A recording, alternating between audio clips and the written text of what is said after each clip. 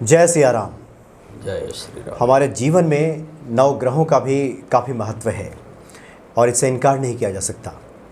और भारत की जो ज्योतिषीय गणना है वो भी अपने आप में काफ़ी स्थान रखती है, काफ़ी महत्व रखती है। 29 अप्रैल से एक बड़ा ही परिवर्तन देखने को मिलेगा। वो क्या होगा परिवर्तन, उससे हमारे जीवन में क्या कुछ बदलाव आने वाला है, कौन इससे माला माल होगा, किसके सामने थोड़ी परेशानी आएगी, इन तमाम बातों की हम चर्चा करेंगे। और हमारे सामने उपस्थित हैं ज्योतिषाचार्य डॉक्टर रजनीकांत श्रीवास्तव जी। स्वागत है आपका आचार्य जी। जय श्री राम। आचार्य, जैसे कि आपसे बातें हो रही थी, काफ़ी लंबे समय के बाद एक परिवर्तन देखने को मिल रहा है 29 अप्रैल को। ये क्या परिवर्तन है और इसका क्या फलाफल देखें हम? दोस्तों जय श्री राम। मैं बताना चाहूँगा कि बहुत लंबे अंतराल के बाद शनि महाराज जी का राशि परिवर्तन हो रहा है। शनि 30 महीने के बाद अपना जगह परिवर्तित करते हैं जनरल।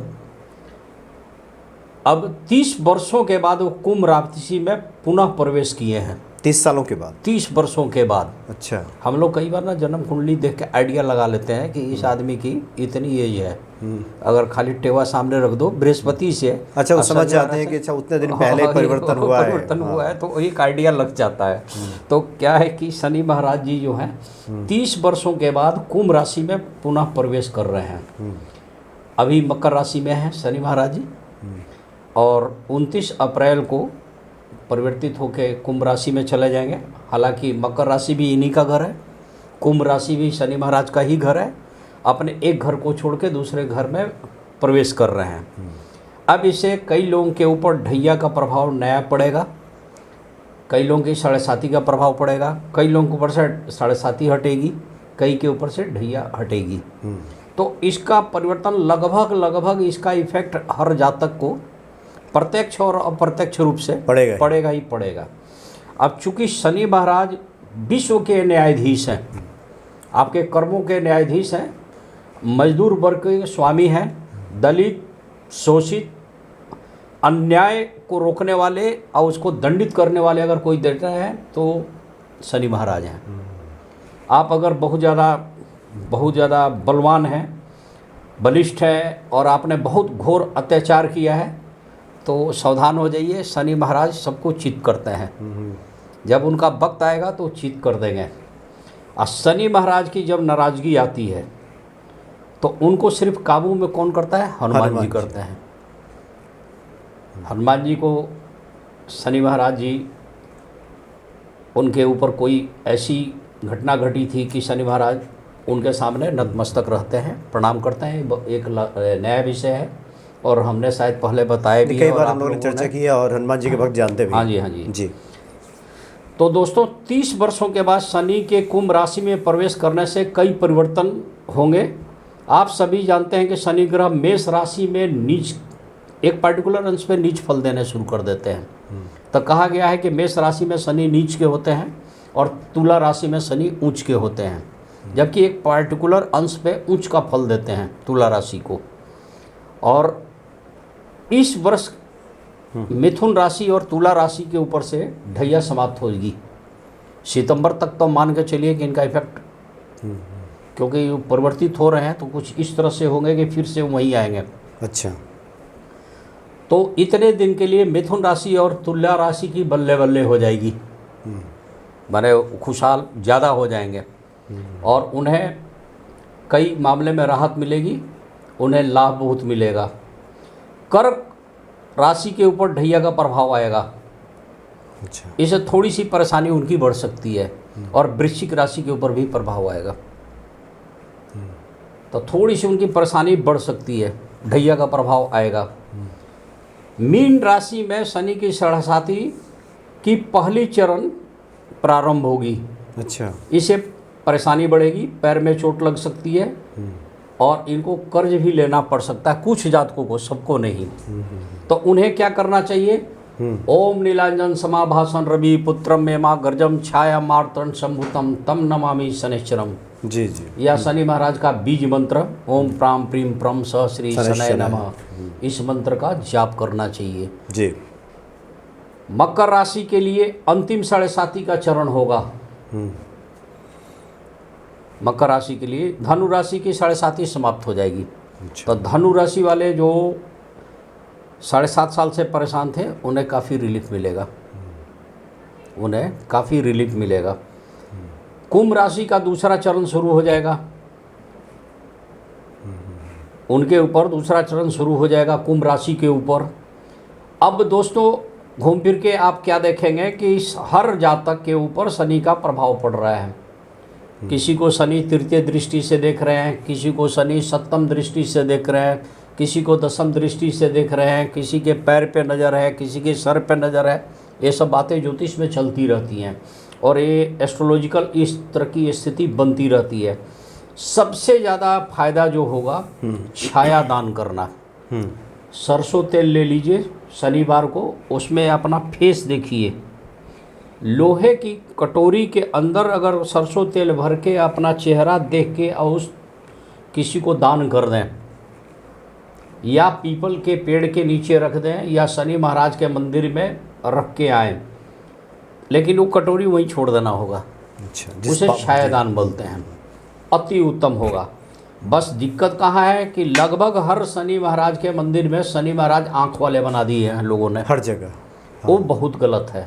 आप शनि महाराज से आँख नहीं लड़ाएंगे, उनकी चरणों की तरफ रहेंगे और हाथ जोड़ के उन्हें प्रणाम नहीं करें, तिरछा होके और मन से सर झुका के एक मुजरिम की तरह उनके सामने जाएं, क्योंकि विश्व के न्यायाधीश हैं, आपके कर्मों के न्यायाधीश हैं। न जाने जाने अनजाने में आपसे कितनी गलती हुई है, तो आप जाके छायादान करें, वहाँ उनका करें। हनुमान जी के सामने सुंदरकांड का पाठ करें। इससे भी शनि जिनके ऊपर इफेक्ट पड़ रहा है नया, उन्हें बहुत रिलीफ मिलेगा। शनि महाराज के सामने सुंदरकांड, हनुमान जी के सामने सुंदरकांड का पाठ करें, इससे भी आपके ऊपर शनि की 7.5 ढैया का कुप्रभाव नहीं पड़ेगा।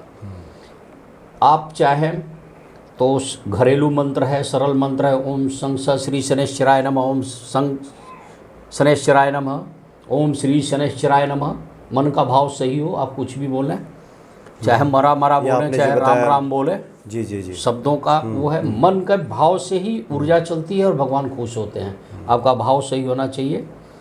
जिनके ऊपर शनि की बहुत ज़्यादा कुप्रभाव पड़ रहा है, वो बहुत ज़्यादा अगर परेशान हो रहे हैं लाइफ में, तो उन्हें क्या करना चाहिए कि शनिवार के दिन 8 नंबर का जूता या चप्पल खरीद के किसी शनि मंदिर के पुजारी को या उस मंदिर के चबूतरे के नीचे छोड़ के आना चाहिए 8 नंबर का। अगर वो नहीं कर सकते हैं तो घर से कोई बेल्ट, जूता, चप्पल चमड़े का अपना जूता पहन के जाएं, वहाँ पे छोड़ दें और दूसरा खाली पैर घर आ जाएं, या अपने गाड़ी में रखें, दूसरा वहाँ छोड़ के आए। शनिवार को अक्सर लोगों को क्या चाहिए कि अपने घर से कबाड़ जरूर निकालें, स्क्रैप वगैरह घर से ज़रूर निकालना चाहिए। इससे भी शनि महाराज काफ़ी शांत रहते हैं। शनिवार को तेल, तिल, लोहा, उड़द, तेल में भी 2 तरह की है, सरसों का तेल हो या आप काली तिल का तेल रख लें, उसका दान करें। लोहे का बर्तन, कभी तवा हो गया, कभी लोहे की कढ़ाई हो गई, लोहे की कटोरी हो गई, कभी काला छाता हो गया, ये सब चीज़ें आप मंदिर में दान करें, या मांगने वाले जो शनि के आते हैं आप उन्हें दान करें, लेकिन दिन होना चाहिए शनिवार ही, तो वो बहुत अच्छा रहेगा। जूता चप्पल जरूर दान करना चाहिए किसी भी उस दिन। किसी गरीब को भी जो एकदम अति निर्धन हो, खाली पैर हो, उसके पास जूता चप्पल बढ़िया नहीं हो, तो उसे जूता चप्पल आप दे सकते हैं। इस दिन मजदूर वर्ग के आदमी को मिठाई खिलानी चाहिए या उसको मदद करना चाहिए। शनिवार से शनि महाराज बहुत खुश होते हैं। पीपल की सेवा करने से भी शनि महाराज जी बहुत प्रसन्न होते हैं, क्योंकि पीपल के विषय में हम कई बार बताए हैं कि उसमें सारे देवी देवता का वास है। मूले ब्रह्मा तचा विष्णु सखा शंकर मेव च पत्ते पत्ते देवानांगम वासुदेव नमस्तते। तो इस दिन पीपल की भी सेवा कर सकते हैं। मजदूर की सेवा करें, जो मजदूर पसीना बहा रहा होगा उसे 1 लोटा पानी और कोई मिष्टान मीठा चीज़ आप खिलाएं, शनि महाराज खुश होते हैं। किसी मजदूर का, गरीब का पैसा आप न रोकें, उसकी मजदूरी न रखें, वो जरूर पेड करें और टाइम से पेड करें, उसे दौड़ाए नहीं। शनि महाराज इससे बहुत खुश होते हैं। जी हाँ दोस्तों, तो 30 वर्षों के बाद शनि का कुंभ राशि में पुनः प्रवेश करना और 30 महीने के बाद शनि का राशि परिवर्तन करना, ये बहुत अच्छी बात है। और इसके किसी को कई लाभ मिलेंगे जी, अछूता नहीं छोड़ेगा किसी को। है, अछूता किसी को नहीं छोड़ेगा, ये मैं आपको बता देता हूँ। और उन आदमी को ज़्यादा सावधान रहने की ज़रूरत है जो किसी ने पाप कर्म में संलिप्त हैं। आज जो एकदम सीधे साधे रास्ते हैं, चाहे उनकी राशि वृश्चिक हो, चाहे धनु हो, चाहे कर्क हो, चाहे मीन हो, चाहे उनके ऊपर शनि महाराज कुछ नहीं करते हैं। एक बार मैंने जोक पढ़ा कहीं, अच्छा, कोई बाबा जी बोले कि भाई इतना पैसा लेंगे शनि को शांत कर देंगे। बोला मेरे को खाने को पैसे नहीं है। तो बोले तो फिर शनि तुम्हारा क्या बिगाड़ेंगे? शनि तो और कुछ बिगाड़ ही नहीं पाएंगे। तुम्हारा क्या बिगाड़ेंगे? तो वही बात है। खैर ये सब हंसी जी मजाक की नहीं, बात बिल्कुल सही कहा आपने। और एक महत्वपूर्ण आपने बातें बताई हाँ। कि आजकल मंदिरों में जो भगवान शनि की प्रतिमा बनाई गई है, हाँ, उसमें बहुत गलत हो वो गया। आँख भी लगा दी जाती है, लोग सामने खड़े हो जाते हैं। पहले होता था कि एक प्रतीक चिन्ह, उनका प्रतीक चीज प्रतीक बनाया चिन्ह जाता था, एक एक कोई- पिंड होती थी, हाँ, शिला बोलते हैं, शिला लगाया उसको करिए। जाता था। तो लेकिन अब अधिकांश मंदिरों में तो प्रतिमाएं मिलती हैं, इसलिए कोशिश हो कि भगवान शनि के सन्मुख ना खड़े हो, देखिए किनारे खड़े हो। शनि महाराज जो है न्याय के देवता हैं, न्याय करना उनका धर्म है। आप न्याय प्रिय खुद रहे, अन्याय ना करें, शनि महाराज आपके साथ हैं, शनि महाराज की कृपा बनेगी। और हनुमान जी में इतनी शक्ति है कि आपकी छोटी मोटी गलती जी, अब जानबूझ के गलती करें, यहाँ जाकर हनुमान जी के चरणों में लेट जाएं, ये उचित बात नहीं है। जाने अनजाने में आपसे कोई पाप हो गई है, भूल हो गई है, लापरवाही हो गई है, आप क्षमा मांगे शनि महाराज से, हनुमान जी के शरण में जाइए, हनुमान जी आपको। अच्छा, कुछ प्रारब्ध के कर्म होते हैं जिसका दंड भुगतना पड़ता है, शनि महाराज तो वो भी पूरा करते हैं। वो तो अब पिछले जन्म की बात जानते हैं, हमारे को और आपको तो नहीं पता। तो शनि महाराज हनुमान जी उसको भी जी आपको जी, मुक्त क्षमा करेंगे। कर तो देते हैं उनके उसमें। सुंदरकांड इसमें ज़्यादा लाभकारी होगा। हनुमान जी की सेवा करना बहुत अच्छी बात होती है। शनि के ढैया में, साढ़े साती में, शनि के महादशा में, शनि की अंतरदशा में, शनि के गोचर का कोई बैड इफेक्ट पड़ रहा है तो उसमें आपको करना चाहिए।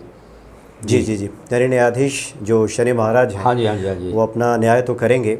और आपसे जाने अनजाने में कोई गलती हुई है, हाँ जी, तो एकमात्र सहारा हनुमान जी हैं कि तुम्हारे भजन राम को पावे और जन्म जन्म के दुख बिसराए।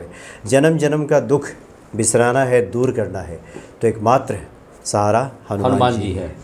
बहुत बहुत धन्यवाद आपका जय आचार्य श्री जी। राम, जय जय श्री राम। हनुमान जी, जय हो।